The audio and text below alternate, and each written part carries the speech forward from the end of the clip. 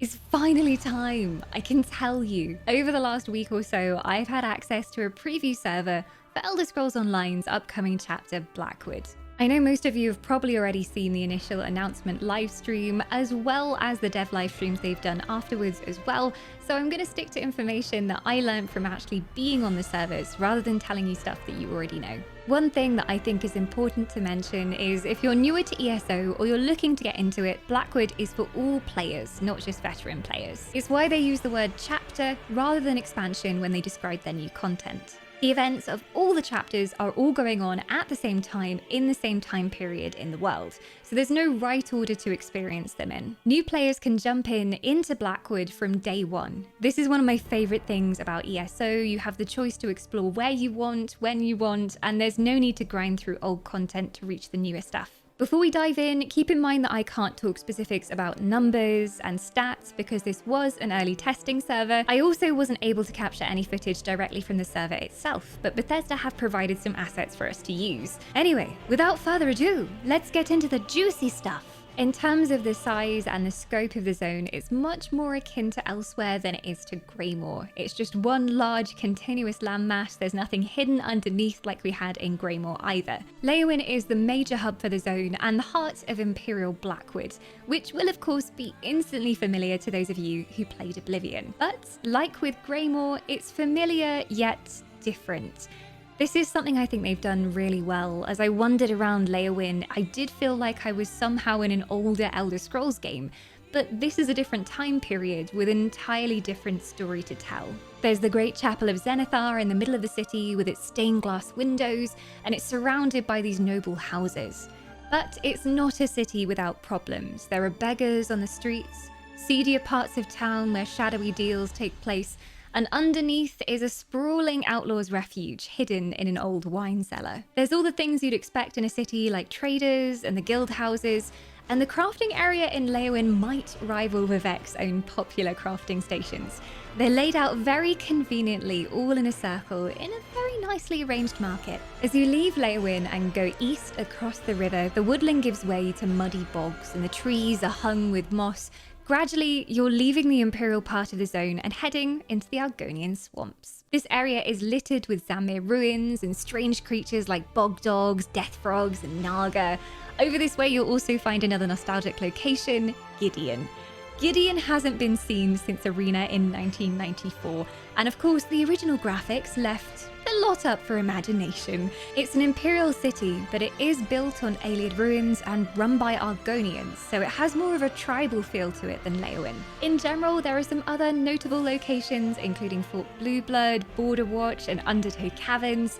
There are delves and world bosses throughout the zone, most of them being some kind of ruin. While there are loads of new locations and unique stories, playing through the zone, it's clear they couldn't resist a few nods back to the older games. I'm not going to spoil anything, but let's just say by Azura, by Azura, by Azura, you'd best watch out while you're on the road for some admirers. And this is the setting where our story takes place. ESO is of course a game that has a strong focus on story and narrative, and from what I've seen so far, Blackwood's story is not going to disappoint. Although the whole year's story is of course centered around Mehrunes Dagon, the focus in this chapter will be specifically on exploring the Blackwood zone itself. The devs said to us that we're not actually going to see much of the Deadlands until the fourth quarter, when the story with Dagon really starts evolving. We meet Aveli in Leyawiin after Farrell Lupus, the late Emperor Leovic's steward, is murdered.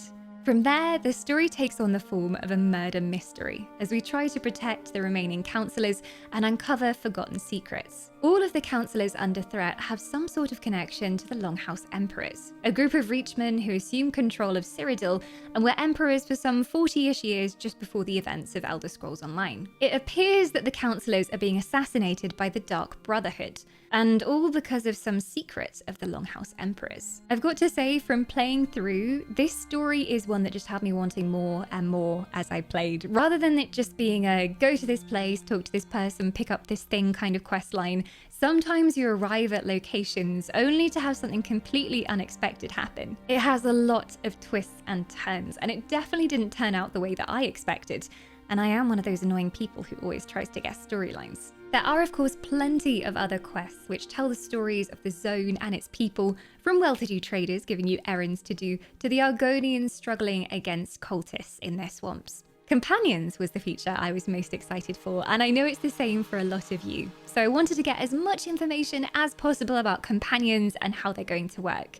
There's a whole lot more that I have to say about companions, so I've actually made a second video for really deep diving into their mechanics and how they work and the experience of using them, plus their stories, so I'll link that in the description below. Speaking of companions, they can enter the new 12-player trial Rockgrove with you. Rockgrove is set in a small town that was once home to a peaceful Argonian tribe, which has been overrun with worshippers of Mehrunes Dagon, of course. The whole trial is built around a giant ziggurat, with 3 bosses, all including their own unique hard mode. I wanted to test out just how well companions would work in trials, so 3 of my friends came along with me and we went to Rockgrove, and with companions it was actually 8 of us attempting Rockgrove. We made it through some rather difficult trash and all the way to the first boss of the trial. The companions were doing decent damage, but they really struggled when we got to the boss that had player-focused mechanics. It was almost impossible to have one of the companions spec'd as a second tank to separate the boss and his minions, because you just can't choose which enemy your companion taunts. There are also some mechanics that just require you to be a player and do a specific action.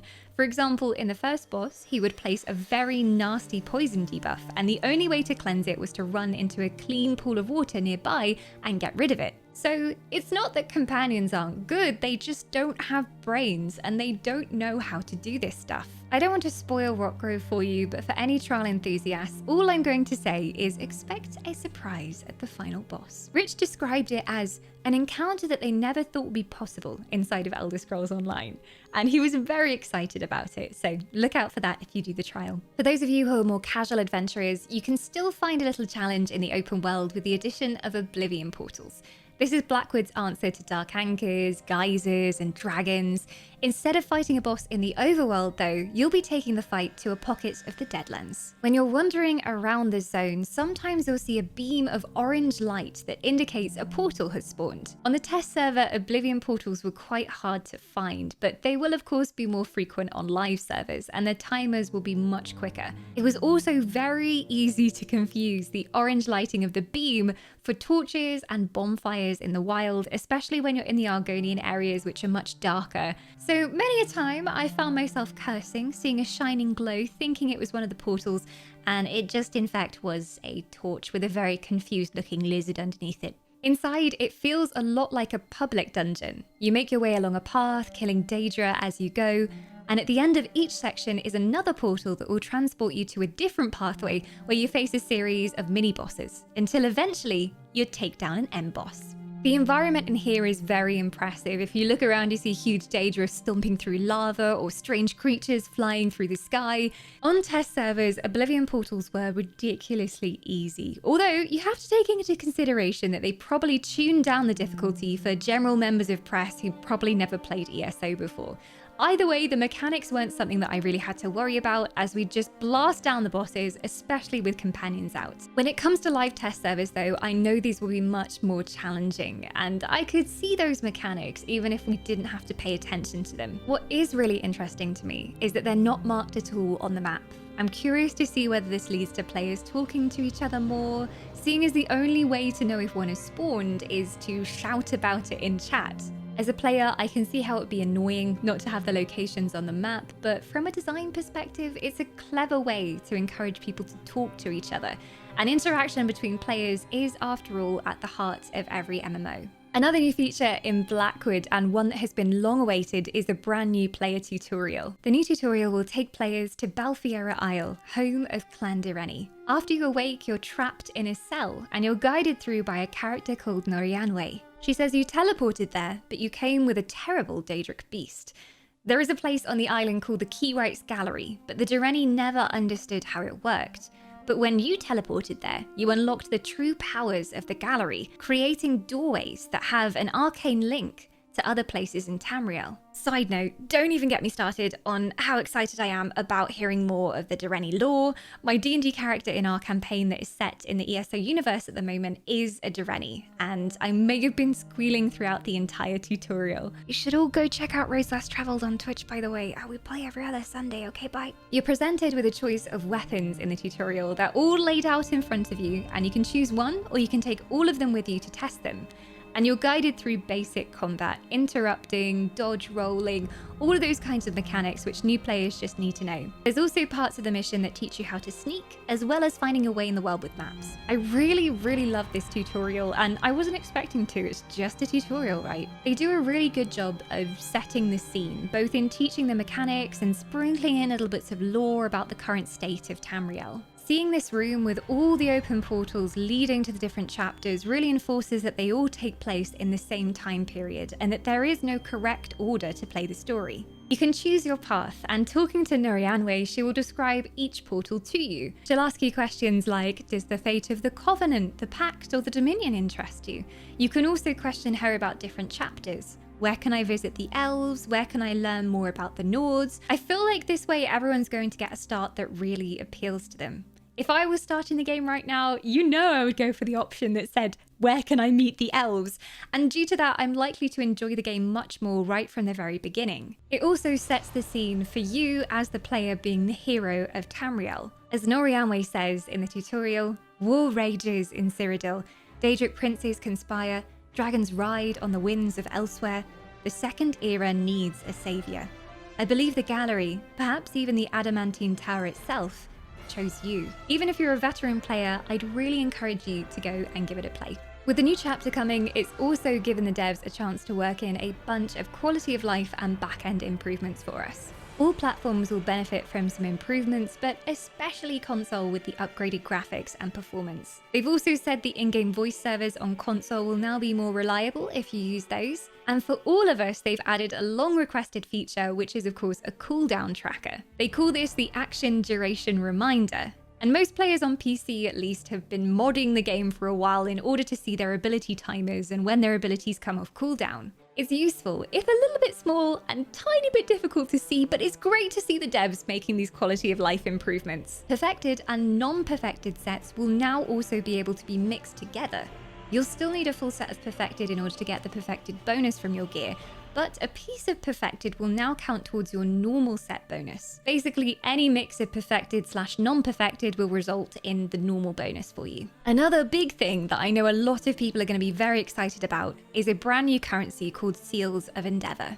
These are earned directly in-game by doing tasks, and they can be used to purchase items directly from crown crates. This is the first in-game currency that can be used to purchase normally paid for with real money items. This is great to hear, especially because I know so many of us always want the crown crate items but can't afford to just throw money at the RNG of the crates. In-game, on your party screen, you can now see a daily and a weekly list of activities that reward Seals of Endeavor. Once you have enough, you can use these to buy items you want from the currently active crates on the Crown Store. The Seals store wasn't available in our build of the server, but we could complete the tasks to acquire them. It's anything from doing dungeons to killing a certain type of mob or completing crafting. At the moment, it looks like you have 5 daily tasks you can do to get Seals and 3 weekly tasks. Yes, these are account bound and they will be shared across all of your characters. It's a personal currency, so it can't be traded, kind of like gems, and they will only ever be available through the Endeavor system. And that's about everything, at least everything I can fit into one video. If you do have any burning questions that I haven't answered in the video,